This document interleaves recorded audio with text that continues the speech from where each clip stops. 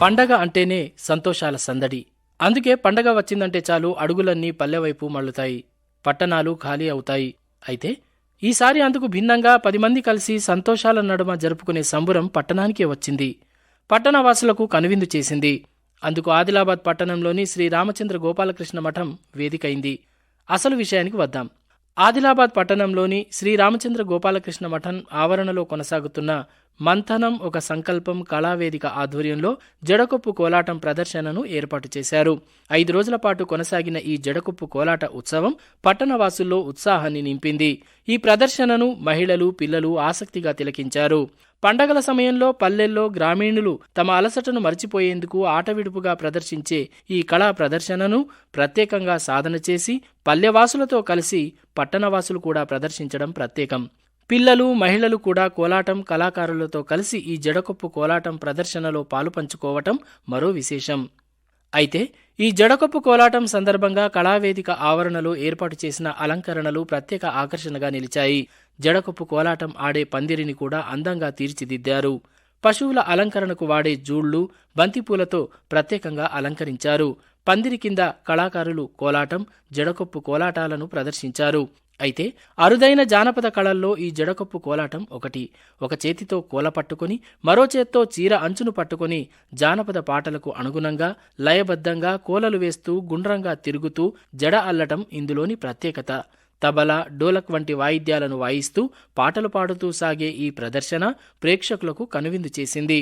ఈ జడకొప్పు కోలాటంలోని లయ, నృత్యం, గానం, సంగీత సాహిత్యం అందరినీ ఆకట్టుకున్నాయి.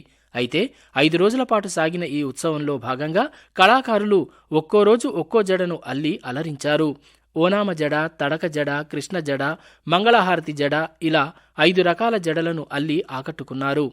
అయితే ఆధునికతపై ఉన్న మోజులో అద్భుతమైన జానపద కళారూపాలు కనుమరుగైపోతున్న ఈ తరుణంలో అరుదైన ఈ జానపద కళను రక్షించే ఉద్దేశంతో ఈ ప్రదర్శనను ఏర్పాటు చేసినట్లు మంథనం ఒక సంకల్పం కళావేదిక సభ్యుడు భాస్కర్ రెడ్డి తెలిపారు. కాగా అంతరించిపోయే దశలో ఉన్న ఈ అరుదైన జానపద కళను పరిరక్షించుకోవాల్సిన అవసరం ఉందని ఆదిలాబాద్కు చెందిన రచయిత బి మురళీధర్ అన్నారు. జడకొప్పు కోలాటం విశిష్టతను గురించి ఆయన న్యూస్ 18తో పలు విషయాలను పంచుకున్నారు. ఈ జడకొప్పు కోలాటం పాటల్లో ఒక విధమైన లయ, ఒక తాదాత్మ్యం చెందించే, ఒక రకమైన ఒక పరశుత్వాన్ని కలిగించే ఒక రకమైన దాన్ని ఒక ట్యూన్, ఆ సంగీతపరమైన ధోరణి కూడా చాలా బాగుంటుంది. అదిగాక జానపదమే జానపదానికి సోపానం అని మన పెద్దలు చెప్పినారు. ఈ జానపదం నుంచే, ఈ జానపద నాట్యం నుంచే ఆధునికమైన ఇప్పుడు మనం చూస్తున్న శాస్త్రీయమైన నృత్యానికి భూమిక, మాతృక ఈ జానపదుల దగ్గర ఉంది. అందులో కోలాటంలో జడకొప్పు ఒకటి. ఒక పాట పాడుతూ లయబద్ధంగా తిరుగుతూ జడ నల్లడం అంటే అంత సామాన్యమైన విషయం కాదు. అందులో ఏ ఒక్కరు కూడా తప్పుడు అడిగేసినా కూడా ఆ జడ సరిగా అల్లబడదు. అయితే ఈ కోలను నేర్పే పంతులు ఒక రకమైన లెక్కలు కట్టి ఆ జడ ఏ పాటకి ఏ స్టెప్ వేస్తే సరిగ్గా అల్లబడుతుందో దాని ముందే లెక్కగట్టి మరీ నేర్పిస్తారు. ఈ జడల్లో దాదాపు 18 రకాల జడలు ముందు వేసేవారు. ఇప్పుడు కేవలం 5-6 రకాల జడలు మాత్రమే ప్రాచుర్యంలో ఉన్నాయి. అందులో ఓనామా జడతో మొదలయ్యి లక్ష్మీ జడతో ఇది అంతమవుతుంది. తర్వాత ఈ ఒక్కొక్క జడ ఒక్కొక్క ప్రత్యేకత. అంటే ఆడవాళ్ళు తమ కేశ సంపదని ఎన్ని రకాలుగా అలంకరిస్తారో అన్ని రకాలుగా ఈ జడలను అల్లుతారు. ఈ జడల్లో 16 పాయలతో లేదా 12 పాయలతో లేదా 18 పాయలతో అల్లుతారు ఈ జడని.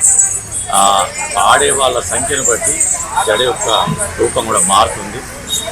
అయితే ఇది ఒక అద్భుతమైన తెలంగాణ జానపద కళారూపం. ఈ కళారూపం కూడా అంతరించిపోయేందుకు ఒక అంచున నిలబడి ఉంది. దీన్ని కాపాడుకోవడం మనందరి వంతు.